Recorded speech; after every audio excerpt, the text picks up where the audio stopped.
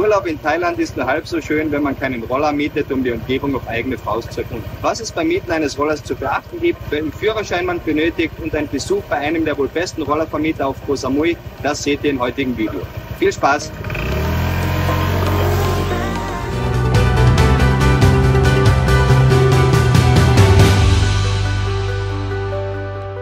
Hey Leute, hallo und welcome back zu einem neuen Video. Wir sind nun bereits schon das 4. Mal in Thailand und rückblickend können wir sagen, dass wir mitunter die schönsten Erlebnisse hatten, als wir gemeinsam mit einem Roller unterwegs waren. Deswegen würden wir euch dringend empfehlen, einen Roller zu mieten, wenn ihr nach Thailand kommt, weil es wohl wahrscheinlich eine der besten, schönsten und kosteneffektivsten Möglichkeiten ist, seine Umgebung auf eigene Faust zu erkunden. Im heutigen Video sprechen wir über die 3 uns am meisten gestellten Fragen zum Thema Rollermieten in Thailand und im zweiten Teil besuchen wir dann einen der wohl besten Rollerverleihs hier auf Koh Samui, zumindest laut unseren Erfahrungen. Lasst uns also nun direkt losstarten und zwar mit dem ersten Thema und zwar dem Thema Führerschein. Wir werden sehr oft gefragt, welchen Führerschein benötigt man denn jetzt tatsächlich, wenn man in Thailand mit dem Roller unterwegs sein möchte. Und hier muss man auch ganz klar definieren oder man muss hier unterscheiden zwischen Theorie und Praxis, weil in der Theorie ist es wirklich so, man benötigt einen sogenannten internationalen Führerschein und wenn du einen Führerschein in Deutschland, Österreich oder der Schweiz besitzt,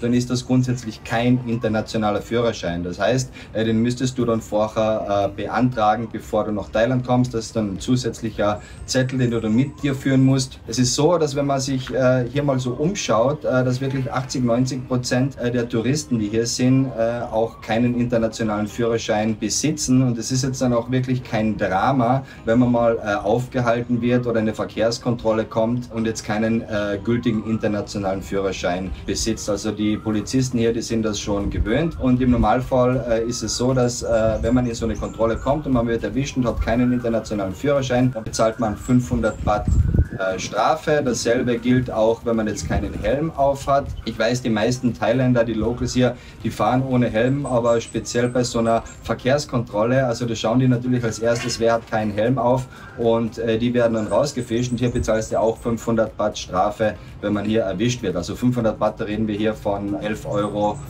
sage ich mal, ist verkraftbar, wenn man vielleicht 1–2 Mal während seines einmonatigen Aufenthalts in so eine Kontrolle kommt, aber muss natürlich nicht sein, deswegen wichtig, tragt auf alle Fälle einen Helm, wenn ihr einen Roller mietet. Die meisten Unfälle, die hier passieren, und das sind gar nicht so wenige, die passieren meistens mit den Touristen und ja, speziell den Kopf, den sollte man doch schützen. In den 4 Malen, wo wir bereits jetzt hier in Thailand waren, sind wir jetzt, wie gesagt, genau einmal in eine Kontrolle gekommen und da wurden nicht mal wir aufgehalten, sondern einer unserer Kollegen. Deswegen ist es wirklich relativ stressfrei zu sehen. Man braucht sich jetzt nicht zu große Gedanken machen, wenn man jetzt hier keinen internationalen Führerschein hat. Es ist auch so, dass beim Rollerverleih meistens gar nicht danach gefragt wird. So, nachdem wir nun das Thema Führerschein besprochen haben, kommen wir gleich zum zweiten Punkt und zwar zu der Frage, bei welchem Rollerverleih soll ich denn meinen Roller nun mieten? Und wenn du jetzt hier in Thailand bist, da gibt es ja gefühlt tausende Anbieter, je nach Region. Wir sind jetzt hier auf Koh Samui, aber das gilt ja eigentlich für ganz Thailand.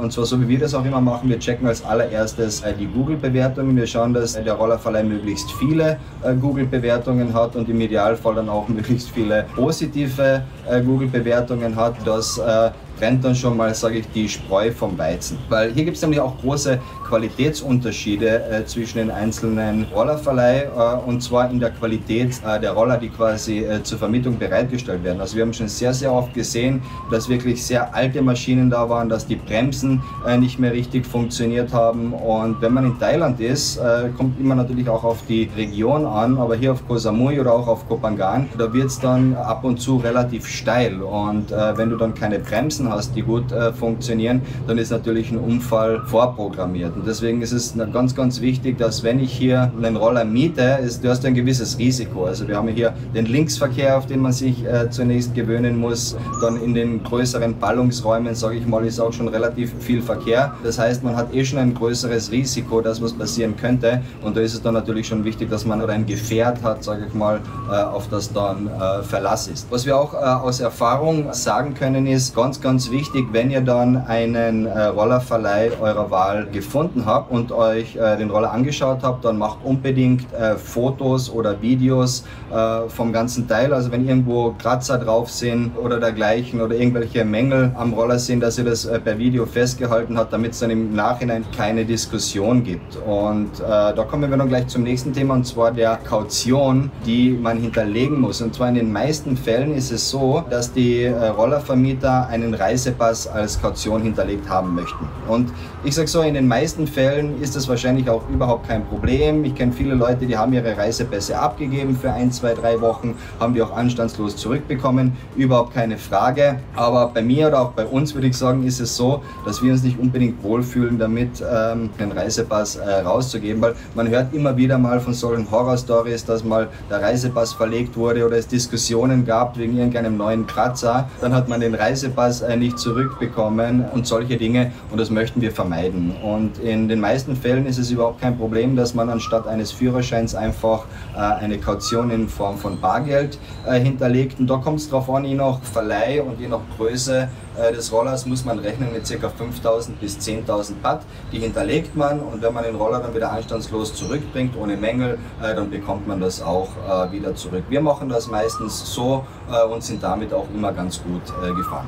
Kommen wir nun zu Frage Nummer 3, und zwar, welchen Roller soll ich mieten? Am meisten ist es so, dass die 125er vermietet werden. Das ist auch gut, wenn man jetzt alleine unterwegs ist. Wenn man dann zu zweit unterwegs ist oder auch, sage ich mal, in der Region wohnt, wo es relativ steil ist, macht es dann natürlich schon Sinn, über eine höhere Kubikklasse nachzudenken. Aber ich würde sagen, wie auch schon vorhin besprochen, wir schauen uns das Ganze jetzt live an und machen uns auf den Weg zum Jungle Wheels. Und beim Jungle Wheels ist es so, bei den mittlerweile Dutzenden Anbietern, wo wir bereits hier in Thailand Roller gemietet haben, da hat der Jungle Wheels wirklich hervorgestochen. Und zwar insbesondere von Kundenservice, Freundlichkeit, Qualität der Roller, ganz, ganz wichtig. Also der ganze Ablauf reibungslos und sehr, sehr professionell. Also können wir wirklich empfehlen. Das ist jetzt keine bezahlte Werbung oder irgendwas sondergleichen, sondern das ist wirklich eine Empfehlung, die von Herzen kommt. Und ja, ich würde sagen, wir machen uns jetzt mal auf den Weg zum Jungle Wheels, und zwar der ist in Bangrak in der Nähe des Piers. Wir haben jetzt ca. 10-15 Minuten mit dem Roller hin, und wir sehen uns dann gleich dort.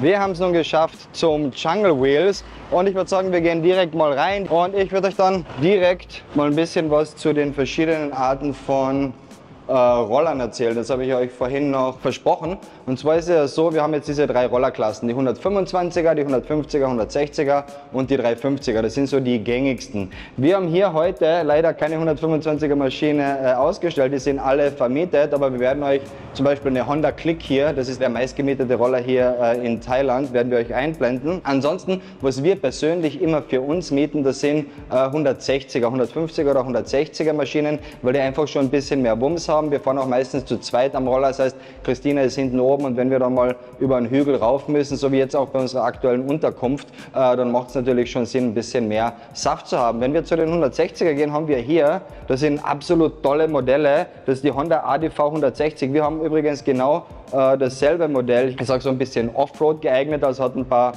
Stoßdämpfer, ist ein sehr, sehr gutes Moped oder Bike oder Roller oder wie man immer es auch nennen möchte und hat definitiv genug Saft. Und wie ihr hier schon seht, das sind alles ganz neue Teile. Die haben alle 1, 2, 3, 4, 5.000 Kilometer drauf. Die werden auch regelmäßig gewartet und dann ausgetauscht. Das heißt, ich glaube, einmal im Jahr werden die dann auch wieder abverkauft und neue Roller eingekauft. Das macht schon sehr viel Sinn.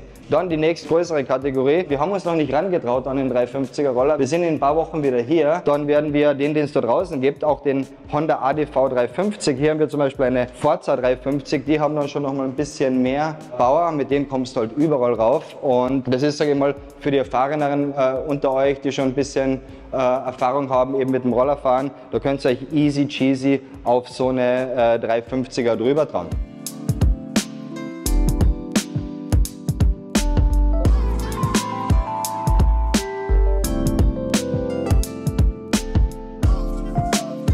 Das alles ist natürlich auch mit verschiedenen Kosten verbunden. Natürlich bekommst du jetzt so einen kleineren, älteren Roller günstiger als einen großen. Und jetzt schauen wir uns hier mal beim Jungle Wheels kurz die Preise an. Also schauen wir uns mal so diese Click 125, wo ich gesagt habe, das ist die wohl mit Abstand am meisten vermietete Roller hier. Da bezahlst du 200 Baht am Tag, wenn du ihn zwischen 3 und 6 Tagen nimmst.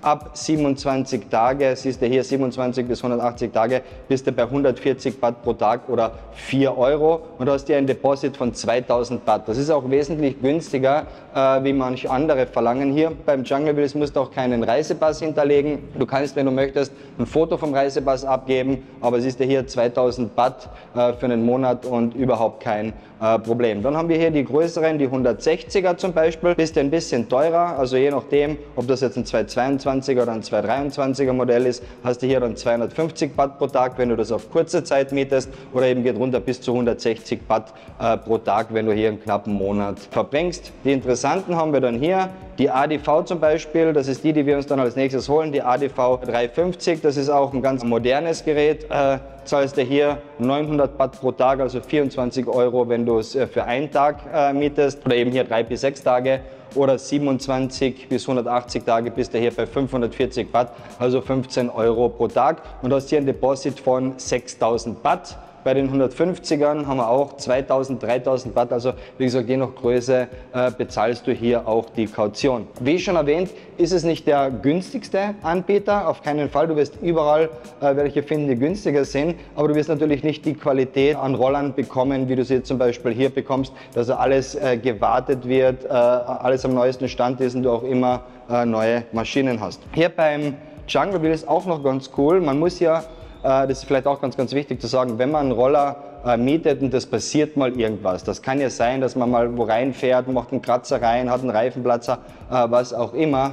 Uns ist auch schon passiert letztes Jahr, dass uns mal die Batterie leer geworden ist und dann musste man kommen und uns helfen, aber ist auch kein Problem. Das heißt, wenn irgendwas passiert, da reden wir von ja, ein paar Plastikersatzteilen, die hier ausgetauscht werden müssen und kostet nicht die Welt. Das Ganze unterschreibt man auch hier quasi mit so einem, ja, mit einem Mietvertrag quasi. Der ist auch hier auf Deutsch. Das ist ganz cool. Also man kann sich hier auf Deutsch ganz genau die Terms and Conditions durchlesen. Ist jetzt ist kein versteckter Haken dabei.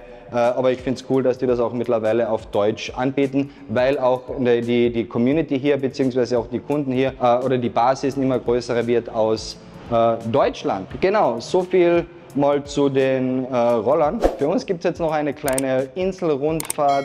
In diesem Sinne alles Gute und wir sehen uns dann wieder in der nächsten Woche zu einem neuen Video.